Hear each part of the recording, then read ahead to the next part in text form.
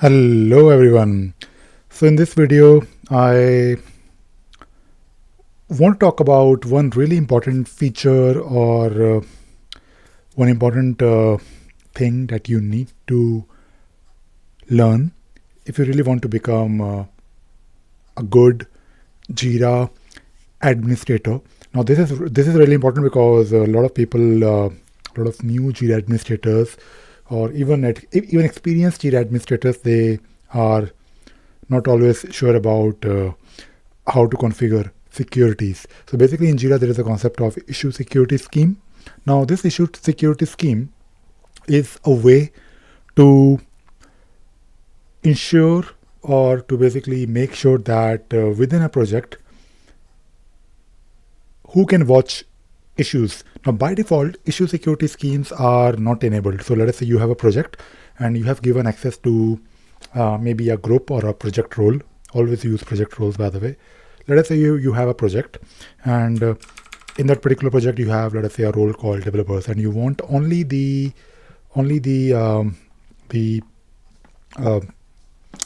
developers, or basically people who are added to that particular role to get access to the project. So basically you can of course use the browse projects permission, and that will work.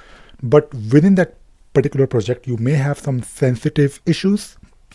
So maybe you have some important issues that you want to hide, or maybe you have some critical issues or bugs. So for any reason, I'll not talk about the reason, but for any reason, if you have, let us say, those issues, it could be some epics, it could be requirements, it could be bugs, it could be test cases or whatever, and you want to hide those issues from other users, and only limited people should have access to it. So what you can do, you can actually create a security scheme, or basically security levels within that particular security scheme, and then you can allocate either roles or groups or user custom field, or maybe a single user to those security levels. So for example, if you have, let us say, a security level or security scheme called let me show you the name of the security scheme. So let us say you have a scheme called only project developers, right? Or maybe only customers, or only whatever.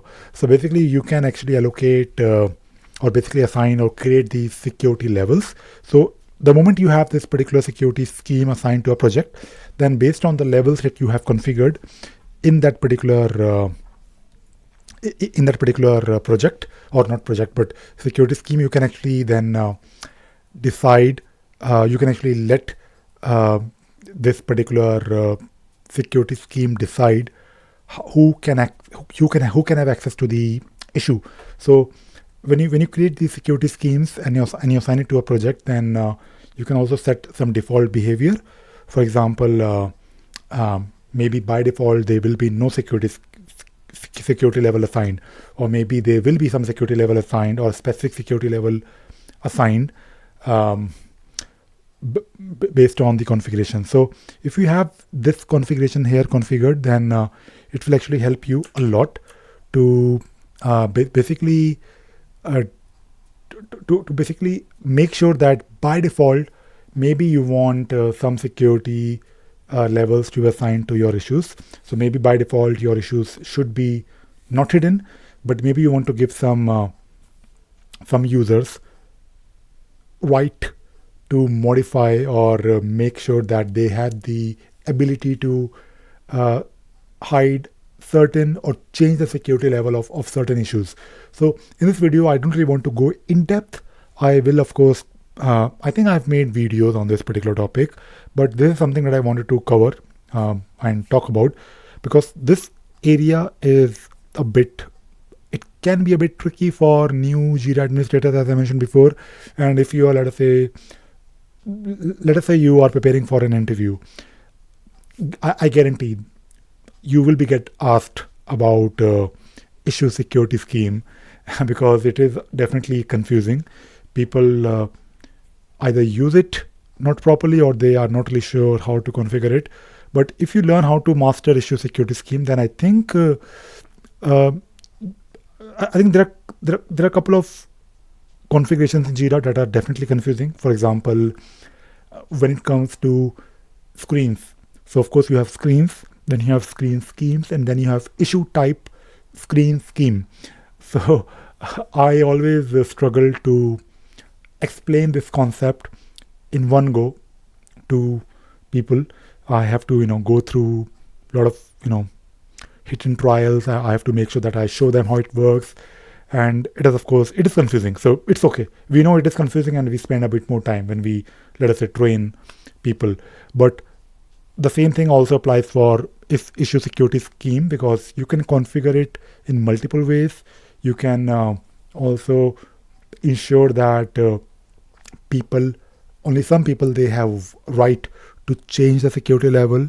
If you want to expose the security level, the issue security field, so there is a field, and also there is a permission on who can use that particular field.